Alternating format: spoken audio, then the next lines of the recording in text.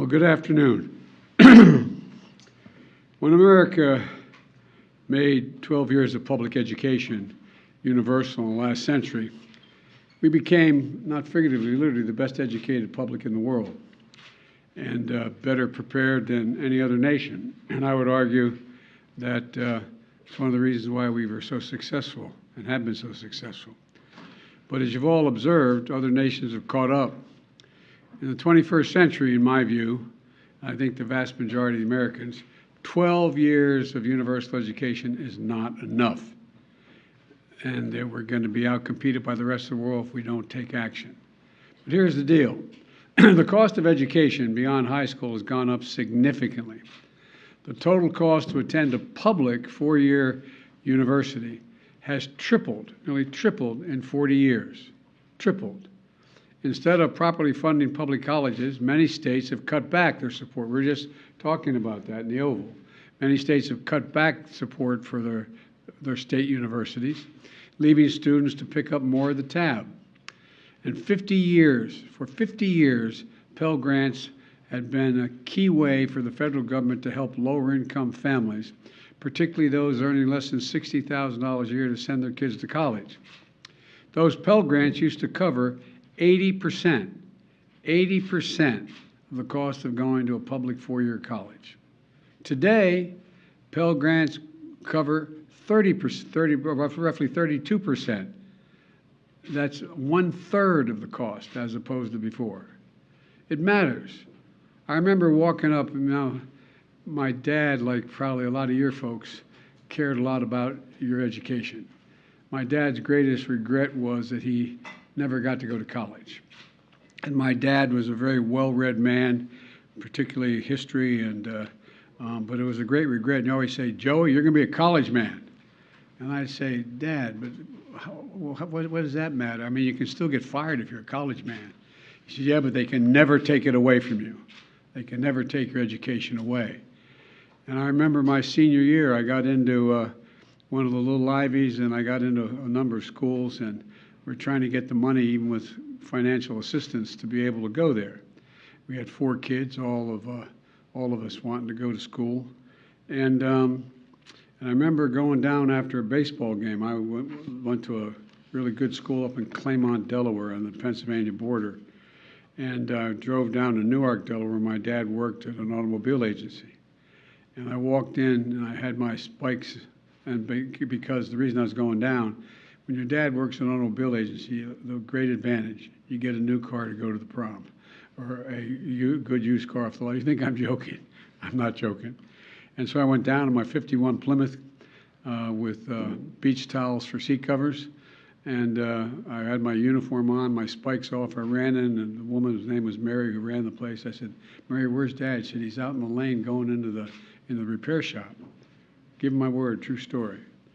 And my dad was a well-dressed, refined fella, and I walked out, and my dad was pacing back and forth between the big garage door going into the repair shop and the door going out of the showroom. And he looked up, he said, "Oh, Joey, honey, I'm so sorry. I'm so sorry." And I thought, God, something happened. This is before cell phones. So something happened to one of my brothers or my sister or my mom or something. I said, "What's the matter, Dad?" He said, "I went to see," the guy's name was Charlie Delcher, who was a vice president of the Farmers Bank, which was a state-owned bank that did a lot of the financing of people wanting to purchase a car. He said, "I went to Charlie and asked to borrow the money." He said, "He won't lend it to me." He said, "I'm so ashamed. I'm so damn ashamed." My dad would, my dad was like millions of parents all across the country. Want to help the kids to get to school, but there was just no way to be able to do it.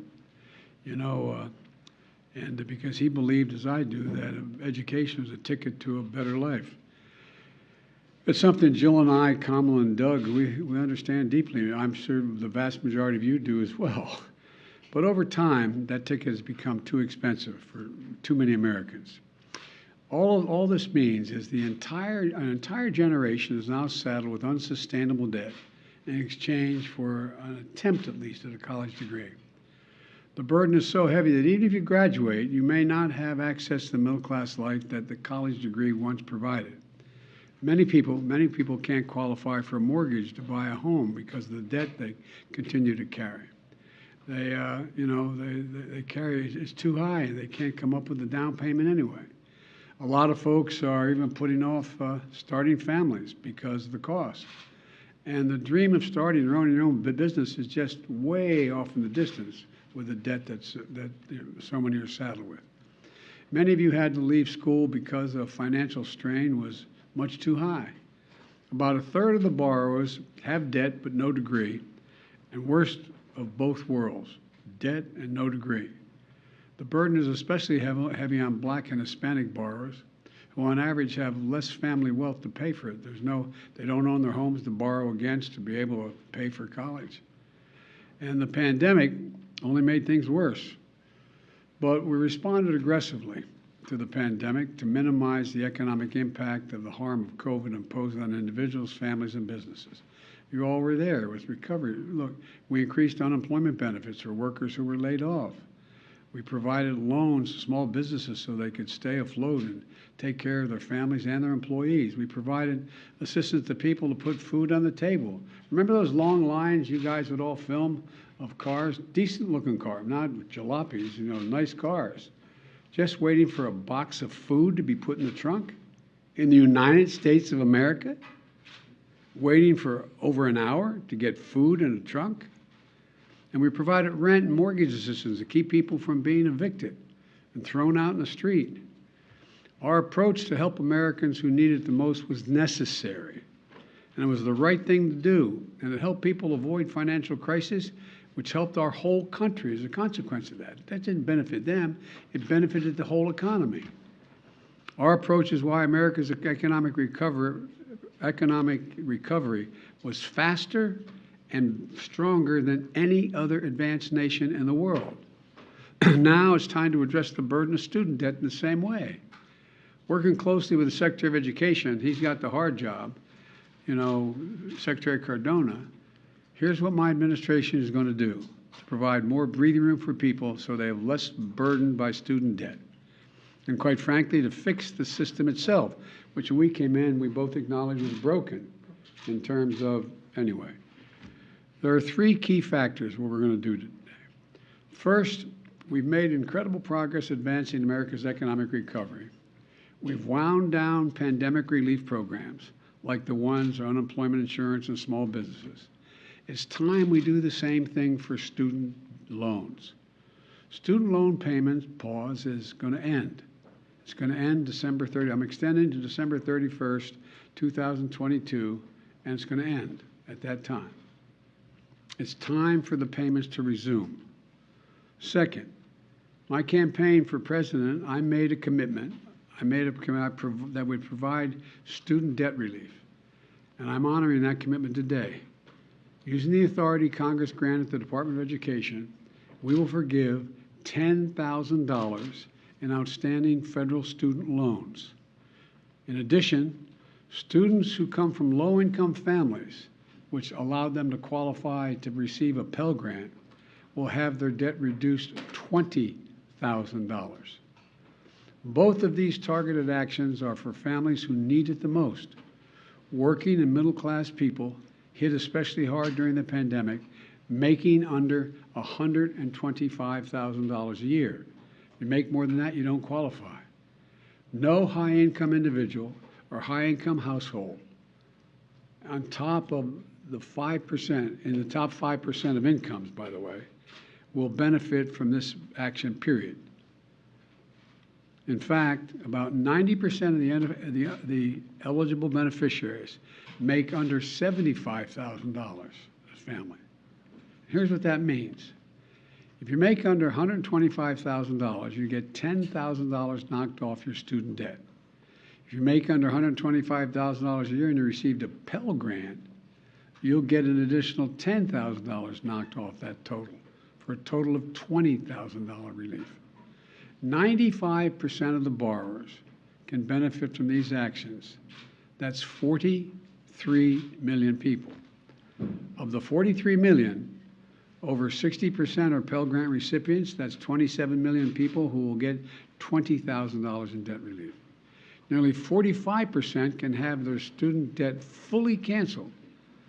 That's 20 million people who can start getting on with their lives. All this means people can finally crawl out from under that mountain of debt, to get on top of their rent and their utilities, to finally think about buying a home or starting a family or starting a business. And by the way, when this happens, the whole economy is better off.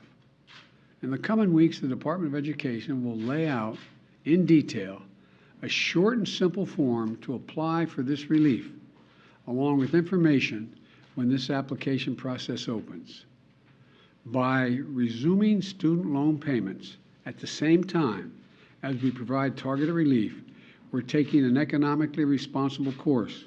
As a consequence, about $50 billion a year will start coming back into the Treasury because of resumption of debt. Independent experts agree that these actions taken together will provide real benefits for families without meaningful effect on inflation. Let's be clear. I hear it all the time. How do we pay for it? We pay for it by what we've done.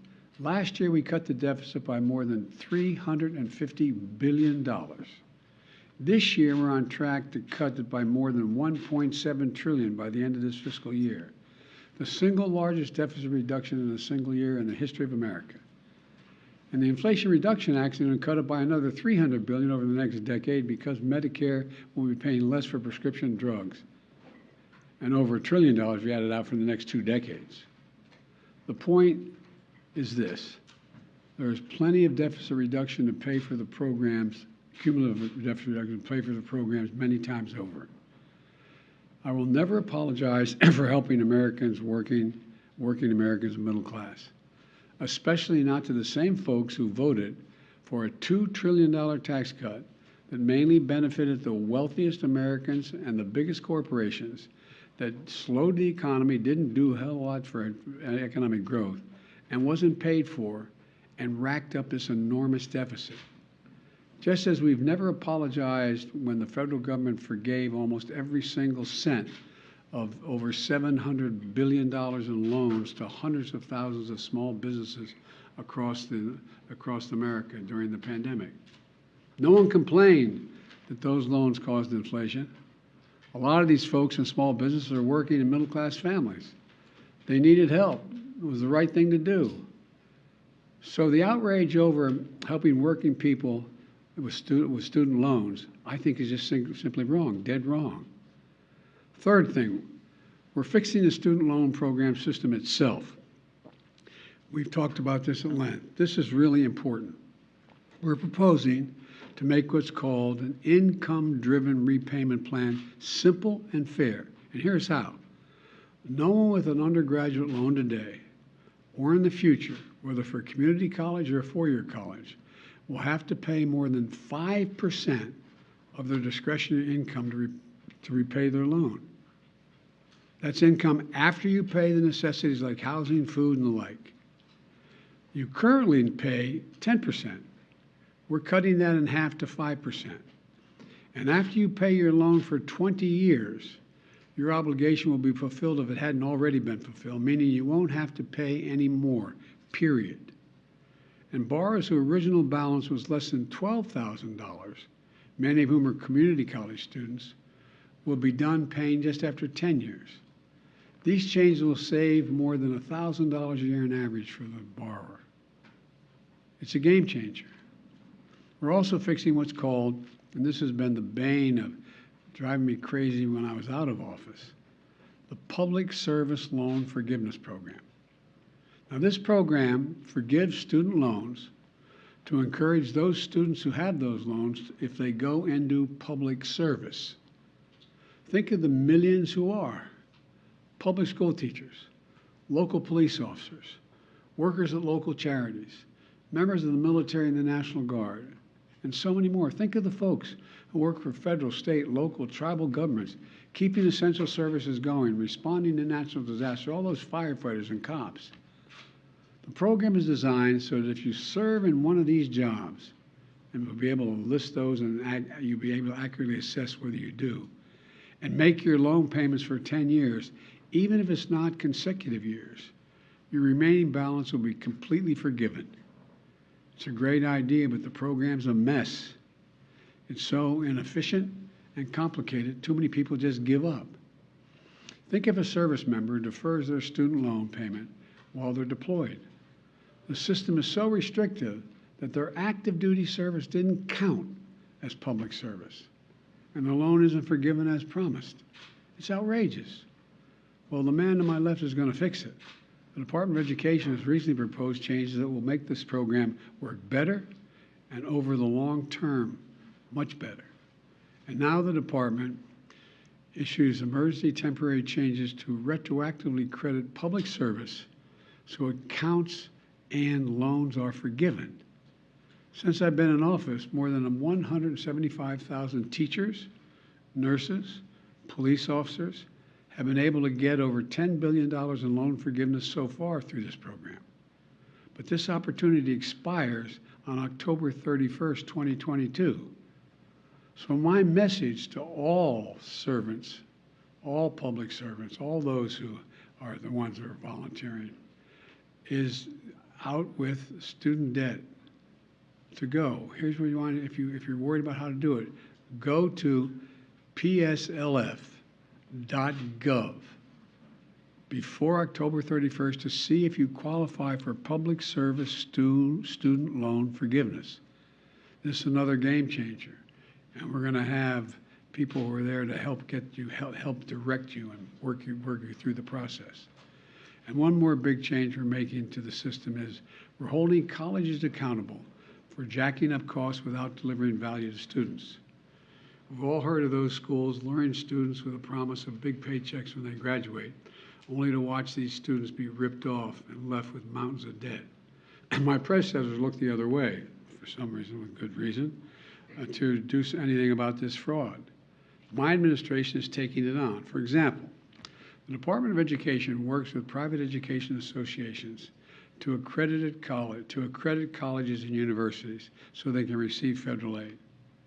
Well, last week the Department of Education fired a college accreditor that allowed colleges like ITT and Corinthian to defraud borrowers.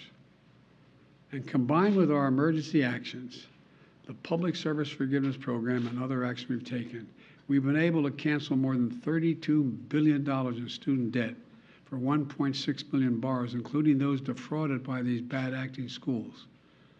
Our goal is to shine a light on the worst actors so students can avoid these debt traps.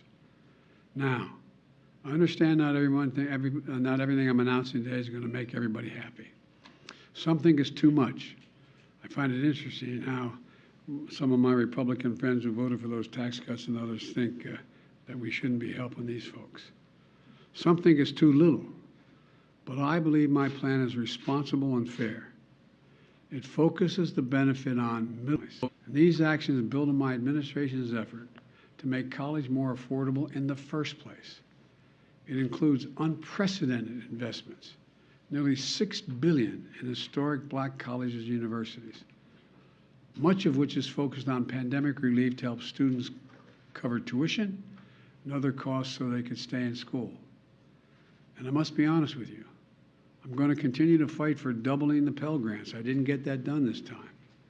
Let me say it again. 12 years of universal education is not enough.